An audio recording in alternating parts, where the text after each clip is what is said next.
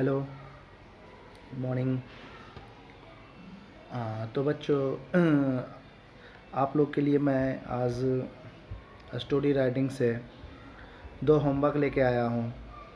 पिछले भी क्लास में आपको हम एक होमवर्क दिए थे और उसमें ये भी क्लियर किए थे कि स्टोरी राइटिंग है क्या, कैसे लिखा जाता है, किन किन बातों पे ध्यान दिया जाता है। तो आई होप कि आप लोगों को समझ में आया होगा।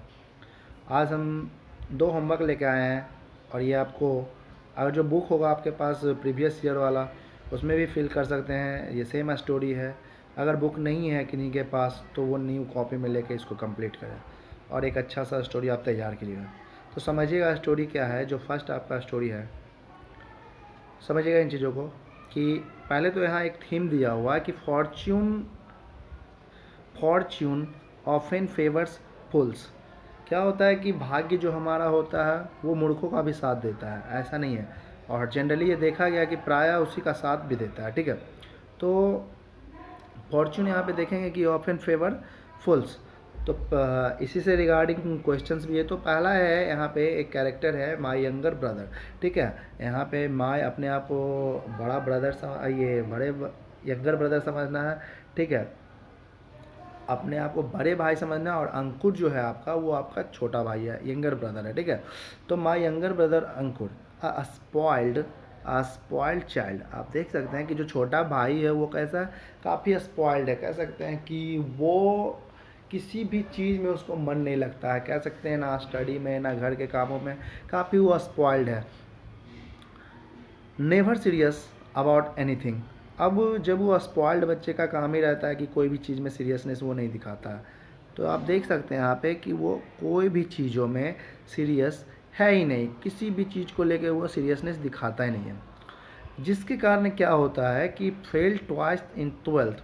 और जिसका रीज़न ये होता है, जिसका रिजल्ट ये होता है कि वो 2 बार ट्वेल्थ में क्या होता है, फेल हो जाता है। क्लास ट्वेल्थ में अगर जो वो पढ़ेगा नहीं तो फेल तो होना ही है। तो वो अंकुर क्या होता है कि लगातार 2 बार क्या होता है, ट्वेल्थ में फेल्ड हो जाता है। अब जब फेल्ड होने का उस पर इतना असर पड़ता है कि वो क्या करता है, स्टडी छोड़ देता है, ठीक है ना। तो एक तो वो फेल हुआ, पढ़ता नहीं था, दूसरा क्या कि वो अपना स्टडी को छोड़ दिया, ठीक है। अब स्टडी छोड़ दिया तो कुछ दिनों के बाद क्या होता है कि वो एक लॉटरी जीतता है, ठीक है। Won a lottery prize of 50 lakhs.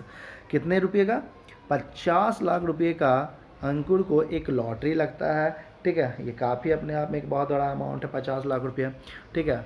अब उस 50 लाख रुपये से अंकुर क्या करता है, स्टार्टेड बिजनेस, ठीक है। अब वो एक अपना बिजनेस डालता है और बिजनेस करना शुरू करता है। फ्लोरिस्ड।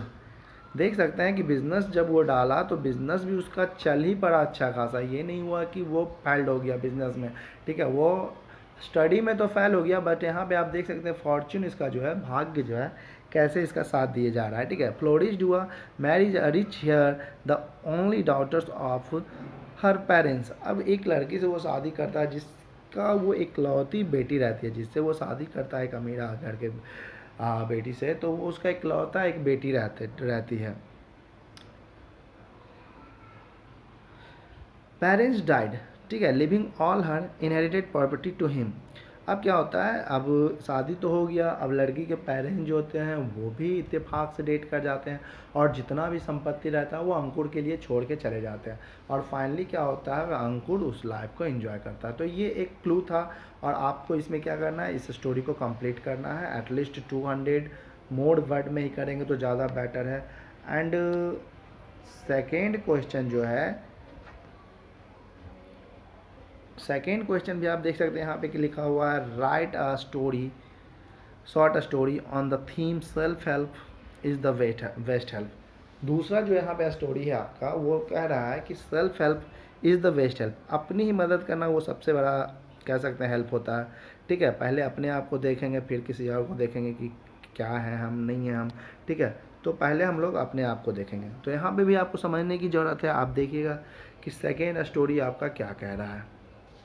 सेकेंड है, एक कैरेक्टर है रहमान, ठीक है। एक रहमान नाम का कैरेक्टर है, एक आदमी है, अ पुअर मैन विवर। पुअर विवर रहता है, ठीक है, बुनाई करने वाला, ठीक है। वो रहमान जो रहता है एक विवर रहता है, शर्ट वर्क, ठीक है। अब उसका काम जो ऐसा रहता है, कुछ खास नहीं चलता है, ठीक है। काम उसका बस नॉर्मल कह सकते हैं ना के बराबर चलता है। तो वो हमेशा क्या करता है, फेट, अपने भाग्य को कोसते रहता है, दोष देते रहता है कि मेरा किस्मत ही खराब है, किस्मत ही खराब है, ठीक है। फॉर हिज फेलियर्स, जब भी वो कोई चीज़ों में फेल होता था तो वो अपने किस्मत को ही दोष देता था कि मेरा काम ये खराब है, क्या करे, मेरा किस्मत ही ख़राब है, इस तरह का कुछ वो करते रहता था। मेड नो प्रोग्रेस, ठीक है। अब उसमें इतना कोसने, अगर हम लोग ध्यान देना चाहिए हम लोगों को हार्ड वर्क पे, अपने किस्मत को कोसते रहेंगे तो कभी नहीं डेवलप कर पाएंगे। वही चीज़ हो रहा था रहमान के साथ, ठीक है, कोई प्रोग्रेस भी नहीं हो रहा था। एक दिन क्या होता है कि अ सेंट कैम्प, ठीक है, एक साधु आता है उसके पास, ठीक है, and ask him to stop blaming fate and work hard. क्या सजेशन देता है साधु? तो साधु कहता है कि आप जो अपने आप को, अपने भाग्य को कोस रहे हैं, उसको तो पहले बंद कीजिए, ठीक है, कोसना, और ध्यान देना है किन चीज़ों पे? अपने हार्ड वर्क पे ध्यान देना है, ठीक है। यानी अपने आप को कोसना बंद कीजिए और कोसना बंद करके आप ध्यान कहाँ दीजिए? अपने हार्ड वर्क पे ध्यान दीजिए।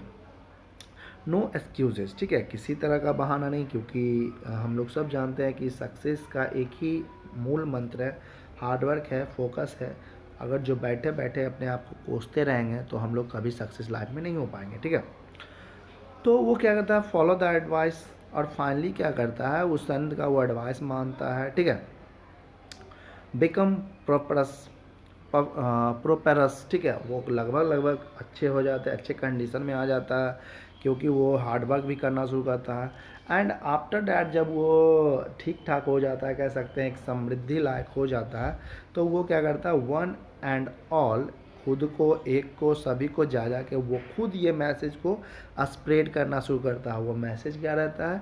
Self help is the best help. तो ये एक शॉर्ट स्टोरी, एक आपको हम लॉन्ग दिए हैं, एक शॉर्ट में लिखना है। तो आई होप कि इन दोनों को आप एक अच्छे तरीके से कंप्लीट कीजिएगा, ठीक है।